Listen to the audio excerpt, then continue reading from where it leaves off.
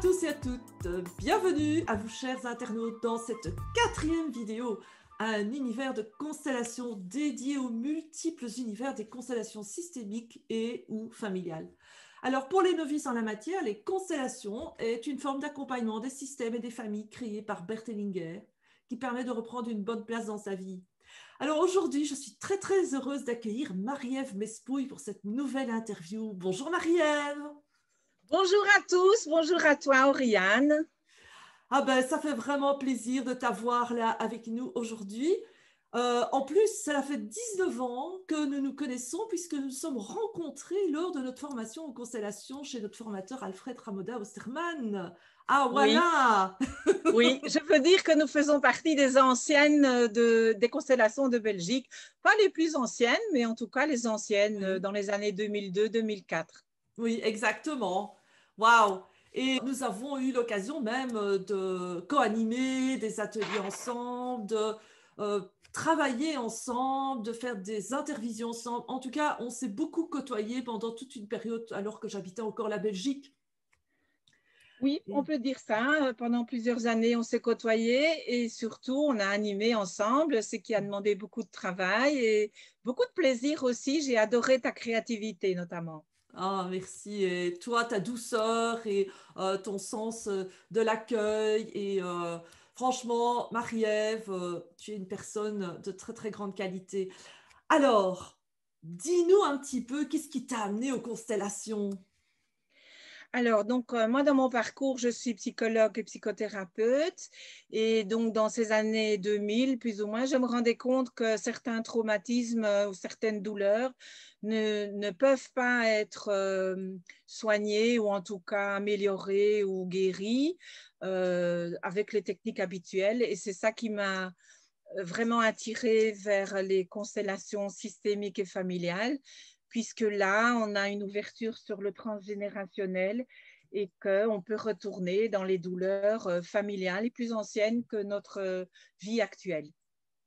Donc, je me suis spécialisée peu à peu dans ce qui était psychothérapie, mais aussi j'ai accompagné des groupes dans un cheminement de développement personnel par la suite, ce qui m'a beaucoup appris. Oui, et d'ailleurs, toi, tu as fait pas mal de découvertes de chemin puisque tu es psychologue, mais aussi tu t'es spécialisé avant les constellations dans l'analyse transactionnelle. Et d'ailleurs, je me souviens quand je t'avais invité dans le cadre de l'école de psychokinésiologie que j'avais à Namur, tu es venu nous donner des cours magnifiques sur l'analyse transactionnelle. Et moi, j'en ai encore un souvenir vif et passionnant de tout ce que tu nous as transmis. Oui, Et c'est vrai qu'il y a un lien oui. entre l'analyse transactionnelle et les constellations familiales.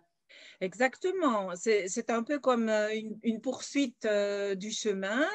Je continue en constellation à utiliser parfois des données de l'analyse transactionnelle. Notamment, j'aime beaucoup les concepts de croyances et croyances limitantes. Et j'aime beaucoup les permissions bienveillantes qu'on peut donner aux personnes, même dans la vie de tous les jours. Tout à fait. Mais ce qui est aussi fascinant, c'est que tu es aussi écrivaine. Tu as écrit plein de livres. Et est-ce qu'on peut dire que les constellations familiales t'ont amené à écrire? Disons pas oui et non, c'est-à-dire que l'idée d'écrire, c'est quelque chose que j'avais déjà pendant l'enfance, donc toute petite.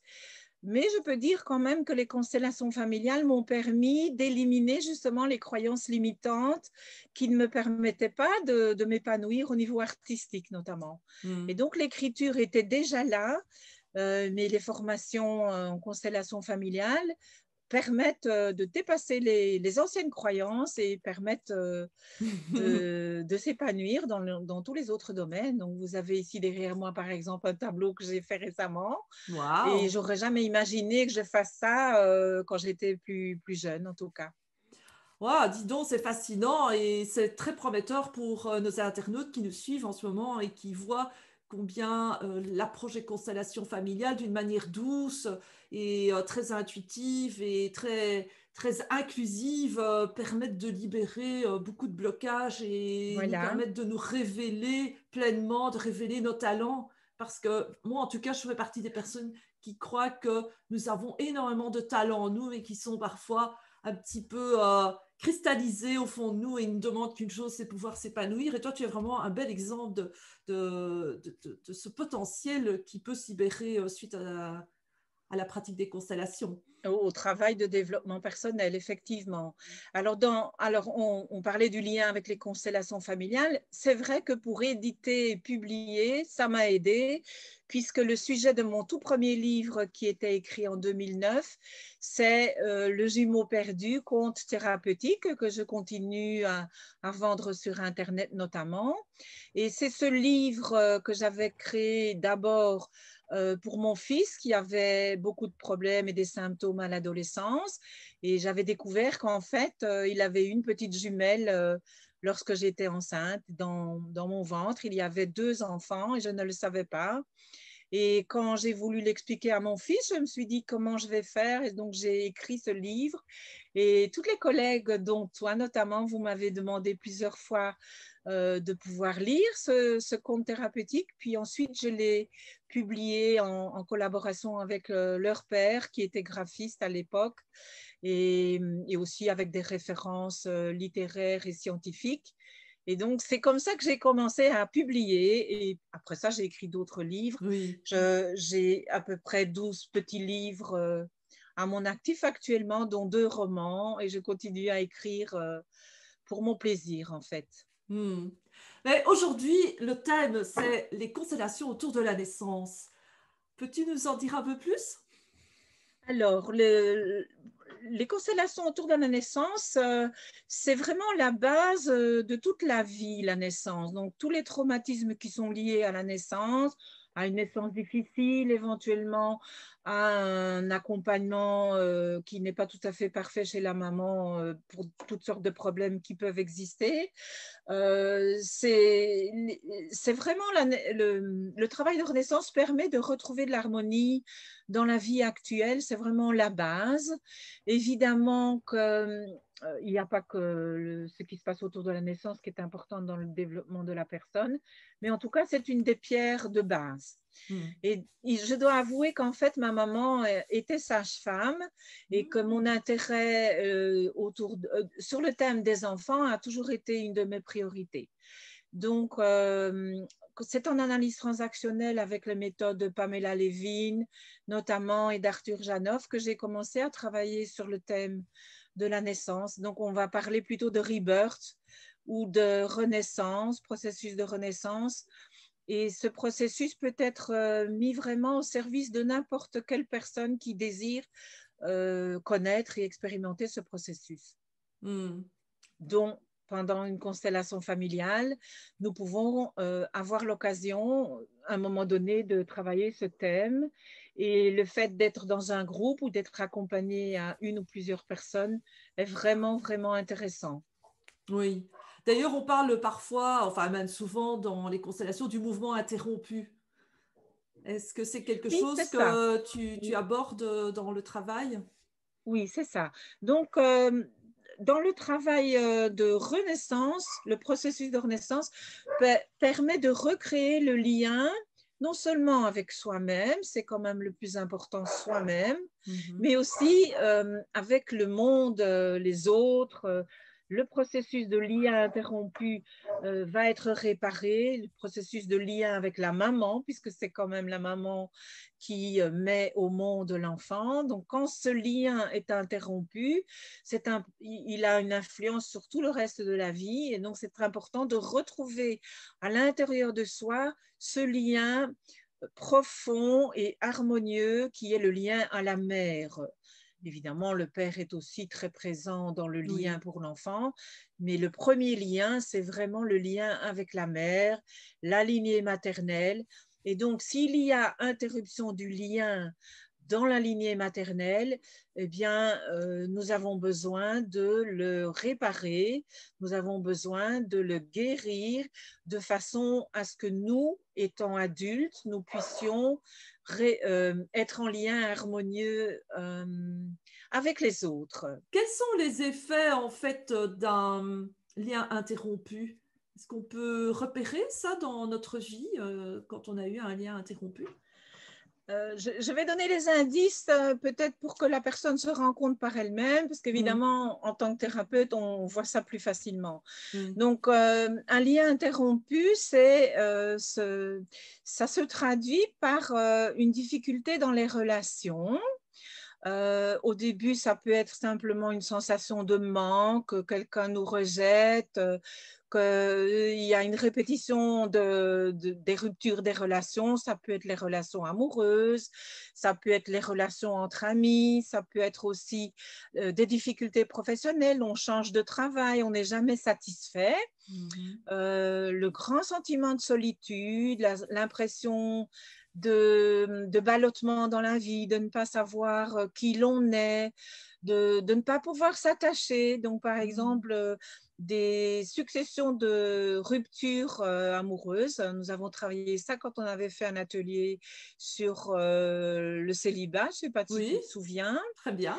Mais surtout des émotions mélangées par rapport aux relations. Donc, une Mhm. difficulté à entrer dans des relations longues, épanouies, bien stables et dans lesquelles on a envie de se retirer parce qu'à un moment donné, on répète la rupture du lien qu'on a vécu.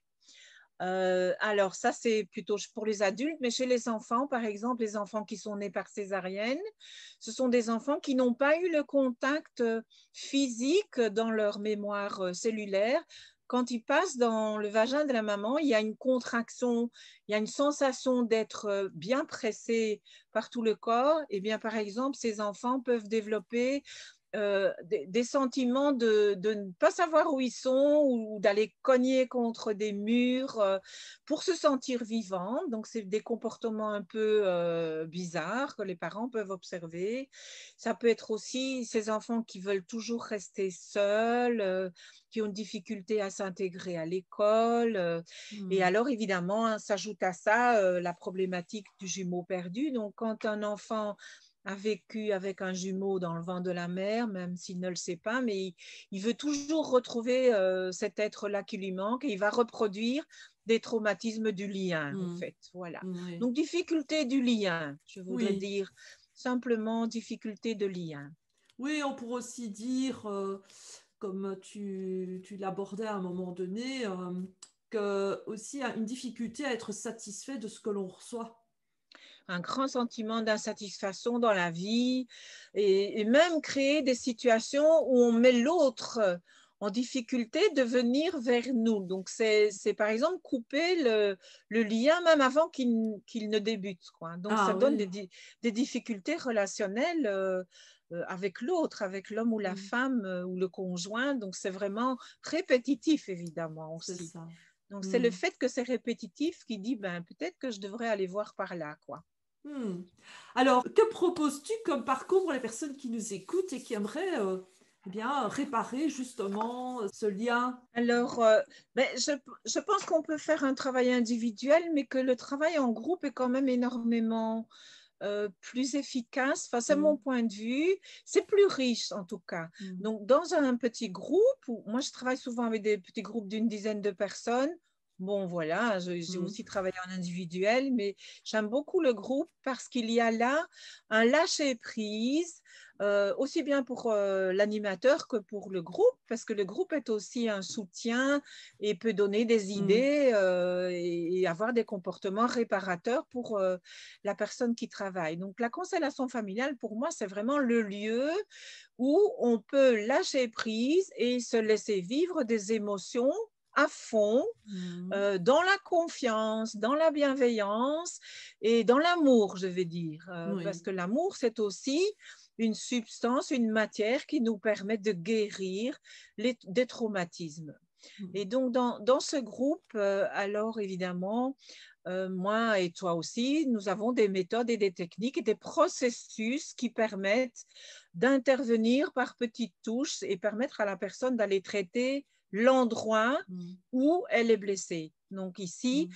dans le cas du lien interrompu, l'endroit où elle est blessée, c'est dans le lien avec la mère, avec le père, avec les frères et sœurs. Donc vraiment, les premiers intervenants autour de la naissance. Mm. Donc, dans ce cas-là, moi, je vais proposer d'accompagner une renaissance.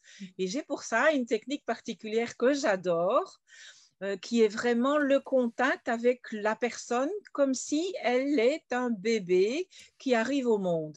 Donc, dans ce processus, bon, évidemment, avec le Covid actuellement, on n'y aura pas de toucher proche ni avec la respiration, etc. La dernière fois que j'ai fait une renaissance, c'était dans un drap et la personne se couche en position du fœtus dans le drap et moi, je suis la représentante de la mère ou quelqu'un d'autre. Et dans ce cas-là, on met le drap bien fermé et la personne peut quand même respirer par un trou qui est fait dans le drap. Puis, un long moment de silence et d'accueil des émotions va se faire en connexion avec le groupe qui entoure, à plus ou moins 1 mètre de distance, pas moins, pas plus, à plus ou moins. Et dans cette résonance, la personne va revivre les émotions de la naissance. Alors évidemment, comme animatrice, je donne aussi de temps en temps des petites interventions. Je peux appeler ça des injonctions hypnotiques, puisque ça permet à la personne, par ses suggestions, d'entrer dans le processus de retrouver les émotions de la naissance. Et notamment, je fais passer la personne par des petites phrases qui vont du début de l'incarnation, donc dans le ventre de leur mère, jusqu'au moment où ils sont à 9 mois de grossesse et qu'ils ont envie de sortir du drap, comme le bébé qui sort de l'utérus de la maman. Et c'est exactement une renaissance, mais fabriquée symboliquement autour de la personne adulte qui a envie d'expérimenter ce processus. C'est très, très puissant, c'est très beau, c'est très, très fort et très réparateur. Franchement, je l'ai vécu en ce qui me concerne et Oui, ça a oui, eu vraiment un grand impact dans mes relations. Ça a pu oui, apaiser et je n'ai plus oui. ressenti ce sentiment d'abandon. Donc voilà. Voilà. Donc, Euh, en tant qu'animateur dans les constellations familiales, nous avons tous fait ce travail de renaissance. Moi, j'ai eu l'occasion de le travailler aussi en analyse transactionnelle. Donc, ce sont des méthodes qui sont reconnues. Et le fait de l'avoir travaillé pour soi-même, et on connaît aussi de l'intérieur les paroles qui guérissent et les émotions qui sont adéquates. Moi, j'ajoute toujours à ce processus les permissions de vie. Donc, par exemple, la personne, elle a peut-être besoin d'entendre à un moment donné de son processus, tu es le bienvenu, la vie est belle, nous t'aimons, tu mérites l'amour, tu mérites d'explorer le monde, etc. Donc, ça dépend évidemment des personnes, mais on le sent sur le moment, tiens, c'est plutôt ça dont on a besoin. Et j'accompagne aussi le processus par une musique que la personne a choisie auparavant, une musique qui parle à son cœur. Donc, la personne va choisir par hasard une musique qui lui parle et très souvent, à la fin du processus, en passant cette musique, il y a encore des émotions qui vont apparaître et il y a aussi une réparation de ces émotions qui va venir avec la chanson ou la musique que la personne a choisie. Et donc, chacun vient avec une musique qu'il a choisie et nous la passons vraiment à la fin du processus pour l'intégration. Après le processus, eh bien, il y a un moment où on revient à soi-même.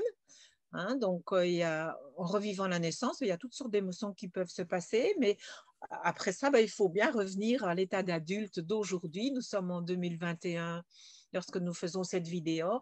La personne est adulte et elle a besoin d'intégrer les nouvelles permissions et peu à peu de les intégrer dans sa vie. Donc, évidemment, on fait le travail de façon ponctuelle, une fois, peut-être ça se répétera, mais souvent c'est une seule fois. oui. Et puis, par après, la personne va par elle-même trouver dans sa vie des solutions. Évidemment que pour certaines personnes, ce n'est pas que la naissance qu'il va falloir retravailler, donc peut-être qu'elle reviendra plus tard. Et justement, j'ai eu un petit témoignage d'une personne il n'y a pas très longtemps sur un stage que nous avions fait ensemble dans les années 2005-2006, qui avait expliqué que elle, ça avait changé complètement sa vie de faire ce week-end sur la Renaissance. Et Wow. c'était vraiment un bonheur pour moi aussi de voir que cette femme était dorénavant très heureuse dans sa famille et vivait une vie plus harmonieuse, vraiment, vraiment. Mm.